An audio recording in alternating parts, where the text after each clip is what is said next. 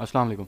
I hope आप लोग खैरियत से हैं। फेसबुक एड्स के बैच 5 का ये पहला सेशन है और इस सेशन के अंदर हम मेनली दो चीज़ें डिस्कस करेंगे आज। एक तो ओवरव्यू लेंगे कि इस कोर्स में क्या चीज़ें आगे हम सीखने वाले हैं।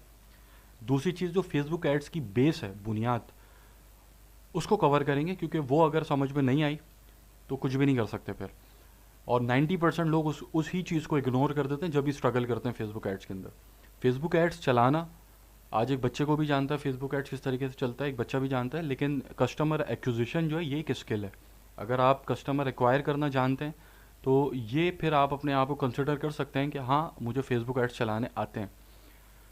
इस सेशन को शुरू करने से पहले मेरी कुछ कमिटमेंट्स हैं। सबसे पहली कमिटमेंट ये है कि जो टेक्निक्स और स्ट्रेटजीज़ यहाँ मैं आपको बताऊँगा वो इंटरनेट के ऊपर आपको कहीं नहीं मिलेंगी।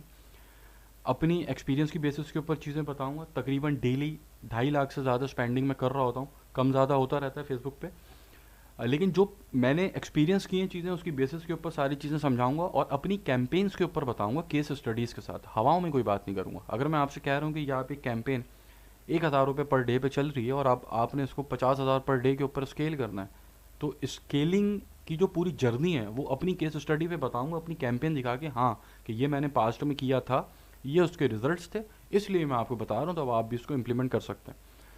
फॉर एग्जाम्पल जैसे ये एक मेरा ऐड अकाउंट है, ऐसे बहुत सारे ऐड अकाउंट्स हैं। कुछ फेल्ड कैंपेन्स हैं, कुछ स्केल्ड कैंपेन्स हैं, कुछ स्ट्रगलिंग कैंपेन्स हैं जो स्केल नहीं हो पा रही। तो बहुत सारी केस स्टडीज़ मेरे पास अवेलेबल हैं। जैसे कि ये एक ऐड अकाउंट है, इसके अंदर तकरीबन 4,000 से ज़्यादा परचेजेस हैं। जैसे आप इस कैंपेन पे देंगे 143, 163, 189, 215, 233, 232, 250, 350, 417, तकरीबन 4,000 से ज़्यादा सिर्फ एक ऐड अकाउंट के ऊपर परचेजेस हैं। तो बहुत ज़्यादा केस स्टडीज़ हैं बताने को। तो हर चीज़ जो भी सीखेंगे प्रैक्टिकली सीखेंगे। सेकंड कमिटमेंट कि सपोर्ट का जो लेवल होगा वो इंशाल्लाह अच्छा होगा।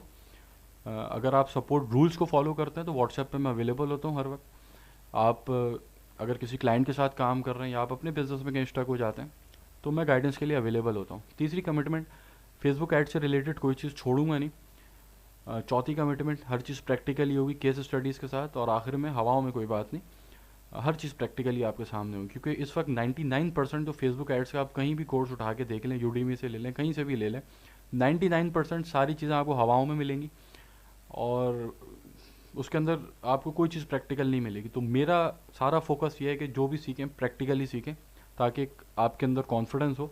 उसके बाद फिर आप कॉन्फिडेंस होगा, फिर चीज़ें आगे अच्छी होंगी। अभी हम बात कर लेते हैं कि इस कोर्स के अंदर हम क्या चीज़ें, आउटकम क्या है जब आप ये कोर्स कंप्लीट करते हैं, तो क्या चीज़ें आप सीख जाएंगे। इसको मैं एक ऊपर ऊपर से बता देता हूँ, फिर हम आगे बढ़ते हैं बेस की तरफ। जो फेसबुक एड्स की बुनियाद है वो बहुत ज़रूरी है सीखना। जो अपॉर्चुनिटीज़ एसोसिएटेड हैं फेसबुक एड्स के बाद, जब आप अपने अंदर एक स्किल ले आते हैं कस्टमर एक्विजिशन का, फिर क्या अपॉर्चुनिटीज़ हैं आपके पास, उसको हम डिस्कस करेंगे। साइंस ऑफ फेसबुक एड्स क्या है, किस तरीके से सिस्टम पूरा काम करता है ये, फेसबुक एड्स की सपोर्टिंग स्ट्रेटजीज कौन सी हैं। कि एक तो फेसबुक ऐड जो है अब मतलब अपने ओन के ऊपर फेसबुक जो है आपके लिए काम कर रहा होता है, और एक कुछ आपको एक्सटर्नल सपोर्टिंग स्ट्रेटजीज भी इंप्लीमेंट करनी पड़ती हैं कि जिससे कैंपेन के रिजल्ट अच्छे हो जाते हैं। फिर आप आ जाएं बिजनेस मैनेजर के ऊपर, उसको हम डिस्कस करेंगे किस तरीके से आपने डोमेन वेरिफिकेशन करनी है, किस तरीके से वेरीफाई करना है, किस तरीके से ऐड अकाउंट का एक्सेस लेना है देना है। यहाँ पर बहुत सारे स्टूडेंट फंसे रहते हैं जो मेरे पास क्यूरीज आ रही होती हैं, तो इसको हम डीपली देखेंगे। फिर iOS के बाद जो अपडेट्स आई हैं, iOS 14 के बाद जितनी भी अपडेट्स हैं उसको हम देखेंगे, क्या चेंजेस आए, क्या मसले मसाइल आए। चेंजेस तो कुछ नहीं आए, ज़्यादातर मसले मसाइल ही आए, उसको देखेंगे और उससे किस तरीके से बचना है उस पर बात करेंगे। फिर जो फेसबुक के टूल्स हैं उसको सीखेंगे किस तरीके से इस्तेमाल करना है। ऑब्वियसली हर टूल हम नहीं सीखेंगे, जो हमारे काम की चीज़ है वो सीखेंगे, लेकिन हर टूल को समझ लेंगे कि किस टूल का क्या पर्पस है। उसके बाद ऐड का सिस्टम किस तरीके से काम करता है, फिर पिक्सल और एपीआई कन्वर्जन किस तरीके से इंटीग्रेशन होती है, फिर एग्रीगेटेड इवेंट्स और कस्टम कन्वर्जन इवेंट्स जो होते हैं उसको हमने किस तरीके से सेट करना होता है। फिर अल्टीमेट सेल्स फनल, मतलब कि जैसे आपका बिजनेस नॉन ई कॉमर्स, एक आप बिजनेस रन कर रहे हैं, फॉर एग्जांपल लीड के लिए आप जो है रियल इस्टेट के लिए काम कर रहे हैं, या आप किसी स्कूल के लिए मार्केट कर रहे हैं, या आप किसी इंस्टीट्यूट के लिए काम कर रहे हैं, तो वहाँ पर सेल्स फनल चाहिए होते हैं सेल्स लाने के लिए, तो उसको हम देखेंगे बहुत डीपली। फिर ऐड क्रिएटिव और कॉपीज़, ये बहुत इंपॉर्टेंट चीज़ है। ये बहुत बड़ा आपकी ऐड कैंपेन्स के अंदर रोल प्ले कर रही होती है सेल्स के अंदर, इसके ऊपर बात करेंगे। कैंपेन बजट यूटिलाइजेशन इसको डिस्कस करेंगे, creative testing, audience testing and refining, किस तरीके से ऑडियंस को टेस्ट करके रिफाइन करना है, कस्टम ऑडियंस कैसे बनेगी, लुक अलाइक ऑडियंस कैसे बनेगी, रीटारगेटिंग कैसी होगी, कैंपेन का एनालिसिस कैसे होगा। ये सबसे अहम चीज़ है। कैंपेन का एनालिसिस करना आता होगा तभी आप अगले स्टेप की तरफ जा सकेंगे, वरना आप सेकंड स्टेप अपनी कैंपेन में ले ही नहीं सकेंगे। फिर स्केलिंग की क्या स्ट्रैटेजीज हैं वो बताऊंगा, अपनी कैंपेन्स के ऊपर बताऊंगा कि जो स्केल्ड कैंपेन्स है मेरी उसकी बेसिस के ऊपर समझाऊंगा चीज़ें सारी।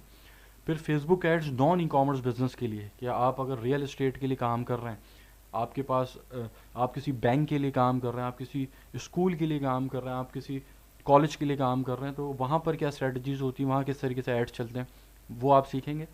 उसके बाद फेसबुक पेज के ऊपर सिर्फ आपका काम है, कोई वेबसाइट नहीं है, कुछ भी नहीं है, वहाँ पर सेल्स किस तरीके से लेकर आनी है, उसके ऊपर बात करेंगे। फिर जो अकाउंट सस्पेंशन है उसके इश्यूज़ हैं, फिर ऐड पॉलिसीज़ हैं, उसको देखेंगे किस तरीके से आपने अकाउंट सस्पेंशन से बचाना है अपना। और आखिर में फेसबुक एबनॉर्मेलिटीज़ और ग्लिचेस, इसके ऊपर बात करेंगे, जो अभी iOS 14 के बाद तो समझें भर गए फेसबुक में। और आखिर में सबसे एक डीप सेशन रखेंगे फ्रीलांसिंग गाइड के ऊपर, कि अगर आप फ्रीलांसिंग की तरफ जाना चाहते हैं तो आप क्या करें। अच्छा, अगर आप ये कस्टमर एक्विजिशन का स्किल सीख जाते हैं तो आपके पास क्या अपॉर्चुनिटीज़ अवेलेबल हैं, उसको हम ऊपर ऊपर से डिस्कस कर लेते हैं, फिर आगे बढ़ते हैं फेसबुक की बेस की तरफ। पहली अपॉर्चुनिटी तो आपके पास फुल टाइम जॉब है इस वक्त। अगर आप कोई भी प्रोफेशनल डिग्री होल्डर उठा लें, चाहे वो इंजीनियरिंग हो, चाहे वो जो अकाउंटेंसी हो, ACCA हो, BE हो, कोई भी प्रोफेशनल डिग्री जो अभी आप ले लें, उसकी जो इनिशियल इनकम होती है उससे कई गुना ज़्यादा आपको यहाँ पे इनकम फुल टाइम जॉब पे मिल सकती है। फॉर एग्जांपल, ये एक मैं इंडीड की वेबसाइट के ऊपर आया हूँ, यहाँ पर फेसबुक एड्स का एक्सपर्ट चाहिए इनको, GSS services private limited, Karachi based company है, 1 लाख रुपए दे रहे हैं पर मंथ ये। ठीक है, अगर आपके अंदर वाकई ये स्किल मौजूद है कि आप कस्टमर एक्वायर करना जानते हैं, तो जब आप इंटरव्यू में इनके साथ बैठेंगे तो आप 2 लाख रुपए पर मंथ भी नेगोशिएट करके उठ सकते हैं। कोई इसके अंदर बड़ी बात नहीं कि 1 लाख इन्होंने यहाँ पे लिखा है, तो आप अगर इनसे बात करते हैं और इनको इंटरव्यू देते हैं तो आप 1 लाख की जगह 2 लाख रुपए सैलरी लेके उठें। ठीक है, ये एक बहुत बड़ी पावर है इसके अंदर। तो ऐसी बहुत सारी जॉब्स, फुल टाइम जॉब्स अब अवेलेबल हैं, जो आपको ऐसी डिग्रीज़ जो कि प्रोफेशनल डिग्रीज़ के अंदर काउंट होती हैं, उनसे ज़्यादा आपको इनकम जनरेट करके दे देती हैं। फिर आप फ्रीलांसिंग की तरफ जा सकते हैं, अपवर्क के ऊपर, फाइवर के ऊपर। आप अगर फाइवर को छोड़ भी दें तो पाकिस्तान के अंदर आपको इतनी यहाँ पर काम मिल जाता है, क्योंकि 95% लोग तो पाकिस्तान में परेशान घूम रहे हैं फेसबुक ऐड से। प्रोसेस वो जानते हैं, सेल्स लेना नहीं जानते। तो जो यहाँ पर आपको बहुत अपॉर्चुनिटीज़ मिल जाती हैं। फिर आप अपनी माइक्रो एजेंसी फॉर्म कर सकते हैं, इसके ऊपर भी मैं एक इंशाल्लाह सेशन रखूँगा। अभी इसकी एक एग्जांपल ले लेते हैं। फॉर एग्जांपल, ये एक वेबसाइट है, ये कराची बेस्ड कंपनी है। ठीक है, इनकी आप सर्विसेज के अंदर आइए ज़रा, और यहाँ पर सर्विसेज देखिए, logo designing, software development, web designing, web development, app development, e commerce, content writing, ये सारी सर्विसेज दे रहे हैं। अब यहाँ पर जो आपके काम की सर्विस है वो है सोशल मीडिया मार्केटिंग। अब सोशल मीडिया मार्केटिंग आप सीख गए हैं, अब आपको पता है कि कस्टमर किस तरीके से एक्वायर करना है, तो ये जो और सर्विसेज हैं इसके लिए आप अपनी पूरी टीम हायर कर सकते हैं, अपनी एक एजेंसी फॉर्म कर सकते हैं। इसका एक प्रैक्टिकल रोड मैप क्या है वो मैं इंशाल्लाह आप लोगों को बताऊँगा। ठीक है, तो आप अपनी एजेंसी की तरफ जा सकते हैं। और सबसे आखिर के अंदर और सबसे मेन चीज़ कि आप कुछ भी ऑनलाइन बेच सकते हैं, क्योंकि अब तो आपके अंदर स्किल आ गया ना कि कस्टमर किस तरीके से आपने एक्वायर करना है, तो फिर बेचना कोई बड़ी बात नहीं है आपके लिए। तो ऑनलाइन आप कुछ भी प्रोडक्ट, कोई भी प्रोडक्ट आप बेच सकते हैं, कोई भी सर्विस बेच सकते हैं। तो ये कुछ अपॉर्चुनिटीज़ हैं जो अगर आप अपने अंदर इस स्किल को पैदा कर लेते हैं कस्टमर एक्विजिशन के, तो ये फिर आपके सामने अपॉर्चुनिटीज़ आपके सामने निकल के आती हैं। अब हम ज़रा स्टार्ट करते हैं। ये बेस जो है कि पूरी फेसबुक ऐड की जो मार्केटिंग है वो जिस बेस पे खड़ी हुई है, उस बेस को समझ लेते हैं। ये बेस आपकी क्लियर होगी तो आगे सब कुछ अच्छा है, ये बेस अगर वीक है तो आगे सब ख़राब है। अच्छा, अब ये सिस्टम किस तरीके से वर्क कर रहा होता है इसको हम समझ लेते हैं। अब फॉर एग्ज़ाम्पल, ये एक मैं आपको, अब यहाँ से समझें, मैं अपनी फेसबुक की न्यूज़ फीड स्क्रॉल कर रहा था, मेरे सामने ये एक ऐड आ गया। अब ये जो ऐड मेरे सामने आया है इसको समझना ज़रूरी है कि ये मेरे सामने ऐड क्यों आया है। अगर ये हम समझ गए कि ये ऐड मेरे सामने क्यों आया है, तो हम ये भी समझ जाएंगे कि अपना ऐड कस्टमर तक कैसे पहुंचाना है। उसके ऊपर अभी हम बात करते हैं। अभी सवाल ये है कि ये ऐड जो मेरे सामने आया है इस रिंग का, क्यों आया है, इसको समझना ज़रूरी है। इसकी जो बेसिस है वो है ऑक्शन। अब ऑक्शन समझ लें ज़रा। फेसबुक.com जो है ये एक ऑक्शन हाउस है। यहाँ पर लोग बोलियाँ लगाते हैं। कैसे बोलियाँ लगाते हैं? फेसबुक.com के ऊपर हम सब यूज़र्स हैं, फॉर एग्जांपल बहुत सारे यूज़र्स हैं इसके ऊपर। अब फेसबुक के पास लोग आते हैं कि भाई मुझे आपके यूज़र को एक ऐड दिखाना है, उसको कोई प्रोडक्ट बेचनी है, ठीक है। फेसबुक बोलता है ठीक है आप दिखाएं ऐड, लेकिन मेरी कुछ कंडीशंस हैं जो आप फुलफिल करते हैं तो फिर आप अपना ऐड दिखा सकेंगे। अब मेनली ऑक्शन जब होता है फेसबुक का, तो उसके अंदर ये 3 चीज़ें होती हैं जिसको फेसबुक चेक करता है, उसके बाद ये ऐड दिखाता है। ये ऐड जो मेरे सामने आया है, फेसबुक ने ये 3 चीज़ें देखी हैं, उसके बाद ये ऐड मेरे सामने आया है, ठीक है। ये एक पॉइंट है, इसको अपने जहन में रखें। अब जब कोई फेसबुक के पास जाता है कि भाई ये मेरा ऐड है और ये आप अपने यूज़र्स को दिखाएं, तो उस ऐड लेके जाने वाले के पास जो मेन चीज़ होती है फोकस करने की, वो ये होती है, दो मेन चीज़ें होती हैं। सबसे पहले तो वो ये चाहता है, वो ये फेसबुक को कहता है कि भाई मेरा ऐड आप अपने यूज़र्स को दिखाएं तो, लेकिन सस्ता दिखना चाहिए और पहले दिखना चाहिए। ये 2 मेन चीज़ें जिसके ऊपर जो एडवर्टाइज़र है फेसबुक का, जो फेसबुक के पास अपना ऐड लेकर आया है कि भाई ये अपने यूज़र्स को दिखाएं, तो मेनली 2 चीज़ें वो डिमांड करता है फेसबुक से।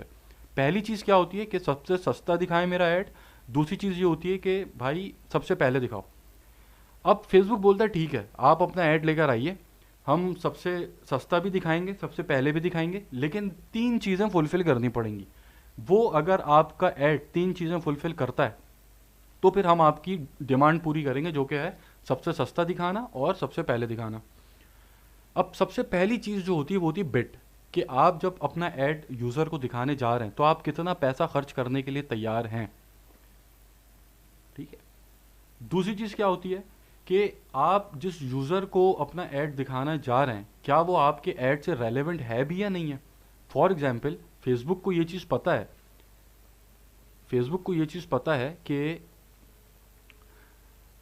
मैं एक यूज़र हूँ फेसबुक का। फेसबुक मेरे बारे में हर चीज़ जानता है। फेसबुक को पता है मुझे क्या पसंद है, क्या नहीं पसंद, किस चीज़ में मेरा इंटरेस्ट है, किस चीज़ में मेरा इंटरेस्ट नहीं है, ठीक है। किन चीज़ों के ऊपर मैं रुकता हूँ स्क्रॉल करते हुए, किन चीज़ों के ऊपर मैं नहीं रुकता, किन चीज़ों को मैं इग्नोर करके आगे बढ़ जाता हूँ। ये सारा डाटा फेसबुक के पास मौजूद है, ठीक है। तो फेसबुक के पास जब एक एडवर्टाइज़र अपना ऐड लेकर आता है, उसने बिड लगा दी, अब उसके बाद फेसबुक सेकंड स्टेप पे ये देखता है कि इसका ऐड, ये जो मेरे पास आया है, फेसबुक ने एनालिसिस किया है पीछे कि ये ऐड मुझे दिखना चाहिए या नहीं। ये फेसबुक अपने एंड से एनालिसिस कर रहा है, लेकिन जो एडवर्टाइज़र है वो फेसबुक को ये बोल रहा है कि ये ऐड मुझे दिखना चाहिए ही चाहिए। ये चीज़ अपने जहन में क्लियर रखिएगा कि ये जो एडवर्टाइज़र है, ये रिंग जो बेच रहा बंदा, ये फेसबुक को बता रहा है कि मुझे ये ऐड दिखे, ठीक है, मतलब हमजा को मुझे ये ऐड दिखे, लेकिन फेसबुक इसका एनालिसिस करेगा कि मुझे दिखना चाहिए या नहीं दिखना चाहिए। किन चीज़ों पे करेगा वो अभी हम आगे डिस्कस करेंगे। फेसबुक को ये पता है कि ये ऐड मेरे रेलेवेंट है या नहीं है। अगर तो ये मेरे रेलेवेंट है और एडवर्टाइज़र ये मुझे दिखाना चाह रहा है, तो ये सेकंड स्टेप पे पास हो जाएगा। फिर चांसेस ऑफ कन्वर्जन, मतलब फेसबुक को पता है कि ये ऐड अगर मेरे यूज़र के पास जाएगा तो चांसेस ऑफ कन्वर्जन कितने हैं, कम है या ज़्यादा है।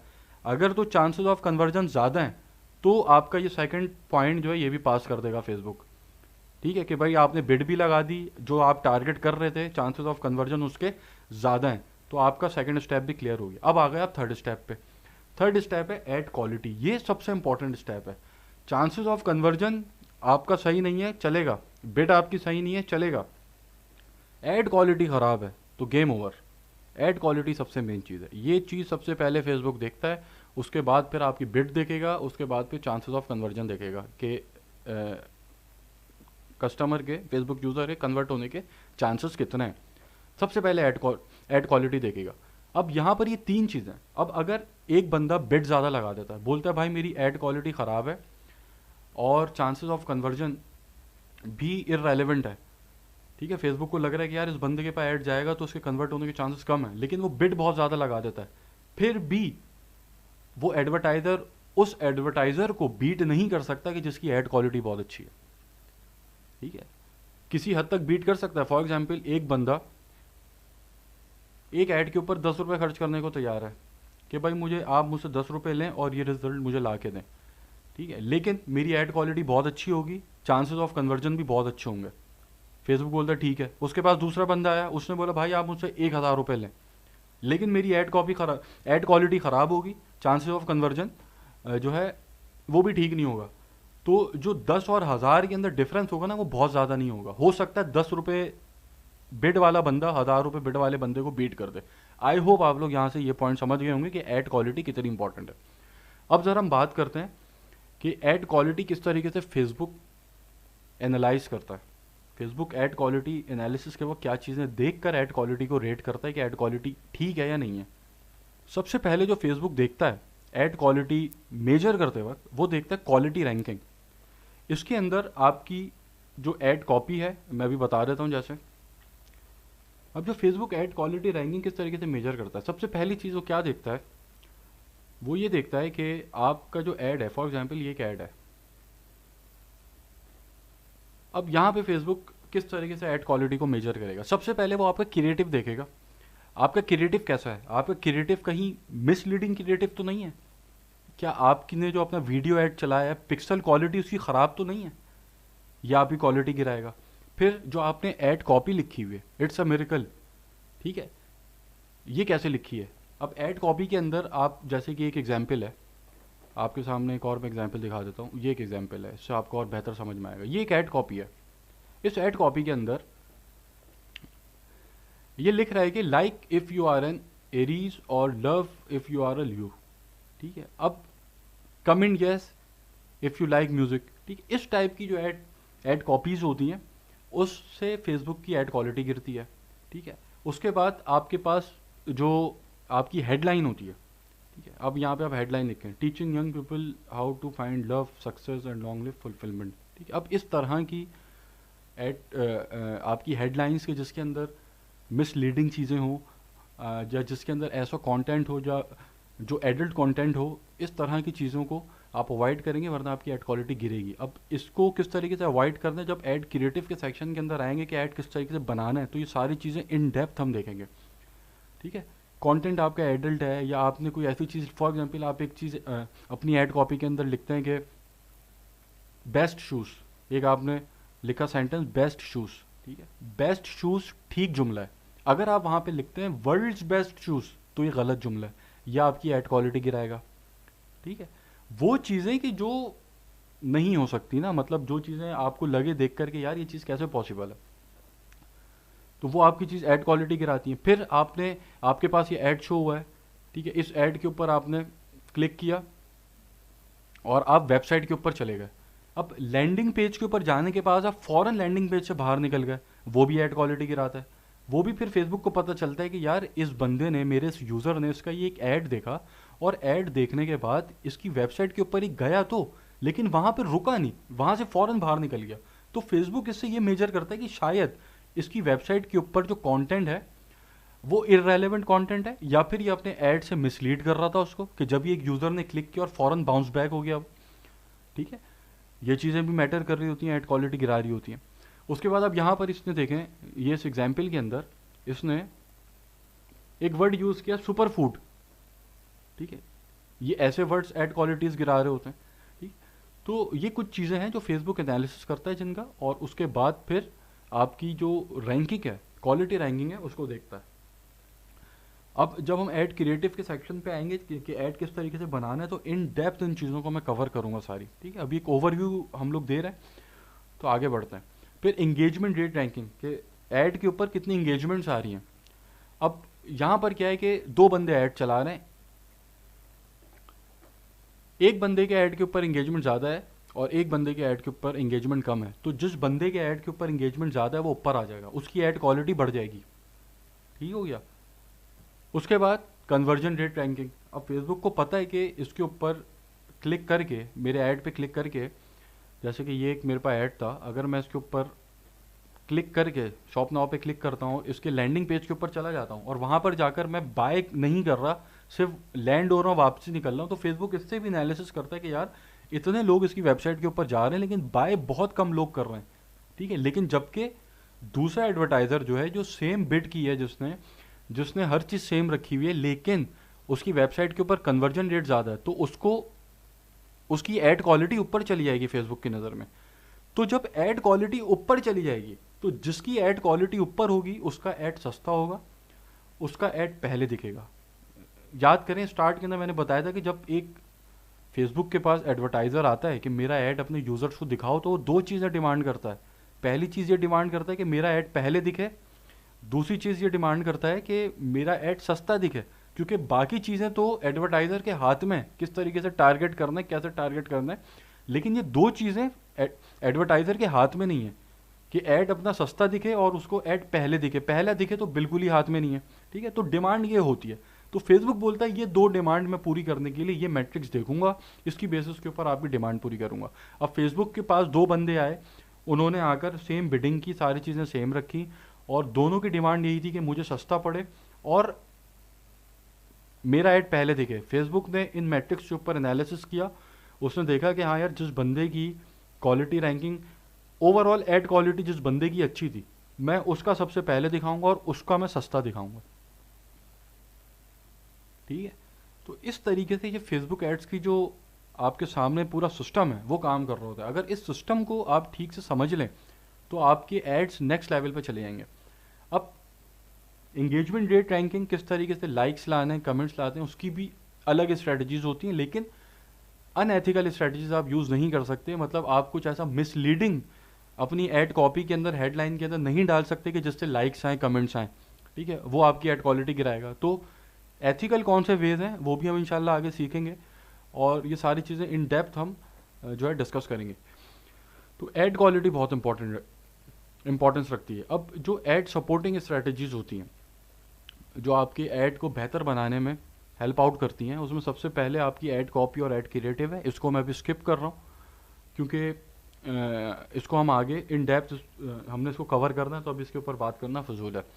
सोशल प्रूफ, आप फॉर एग्जांपल ये आपका एक ऐड इसके पास शो हुआ है, यहाँ पर आपके पास नीचे कमेंट्स हैं। अब आप कमेंट्स के अंदर अगर गए, यहाँ पर लोगों ने रिव्यूज़ दिए हैं, ठीक है। यह आपके ऐड का जो ऐड के रिजल्ट्स हैं आपके, वो बेहतर बनाएगा, ठीक है। फिर आपने एक चीज़ अवॉइड करनी है कि आपने जब आपसे कोई सवाल पूछ रहा है कमेंट सेक्शन में, चेक इनबॉक्स नहीं लिखना, ठीक है। बहुत लोग ये गलती करते हैं, चेक इनबॉक्स क्यों भाई, जो बात है वहीं बताओ। अगर वो प्राइस पूछ रहा है वहीं बताओ सबके सामने। अगर आप लिखते हैं चेक इनबॉक्स तो उससे फिर जो दूसरा फेसबुक का यूज़र है उस पर इंप्रेशन गलत जाता है, क्योंकि जब कोई किसी लैंडिंग पेज के ऊपर लैंड होता है तो हमेशा याद रखिएगा जर्नी यही होती है कि सबसे पहले चेक होते हैं कमेंट्स। ये सेक्शन पहला सेक्शन है। आपका ऐड देखने के बाद वेबसाइट वगैरह आप छोड़ दें, ये कमेंट सेक्शन पहला सेक्शन होता है जहाँ पे आपका यूज़र जाता है फेसबुक का, वो यहाँ पर देखता है, उसके बाद फिर शॉप नाउ पे क्लिक करता है वो, ठीक है। तो यहाँ पर आपने चेक इनबॉक्स नहीं लिखना, जो भी बात है खुल के सामने बतानी, ताकि जो आपका ऐसा बायर है जो वाकई में ख़रीदना चाहता है, क्योंकि जो वाकई में ख़रीदना चाहते हैं वो कमेंट करते नहीं हैं, कमेंट पढ़ते हैं, ठीक है। तो वो आके सारे कमेंट्स पढ़ते हैं, तो उनके लिए आपने जो भी लिखनी इन्फॉर्मेशन सामने लिखनी है। फिर आर्ग्यूमेंट्स नहीं करने किसी से अपने इस सेक्शन के अंदर, कमेंट सेक्शन के अंदर, कि आप लंबी लंबी बहसें करने बैठ गए, ठीक है। छोटे छोटे सा आपने उसको, हर चीज़ को कंसाइज वे के अंदर रिप्लाई करना है जो भी आपसे कमेंट सेक्शन के अंदर बात कर रहा है। तो ये कुछ छोटी छोटी स्ट्रेटजीज होती हैं कि जिससे आपकी जो ऐड के रिजल्ट्स हैं वो बहुत अच्छे हो जाते हैं, ठीक है। अब हम बात करते हैं कि ये जो ऐड आपके पास शो हुआ है, इस ऐड की प्लेसमेंट क्या रोल प्ले कर रही है आपका इसके साथ एंगेज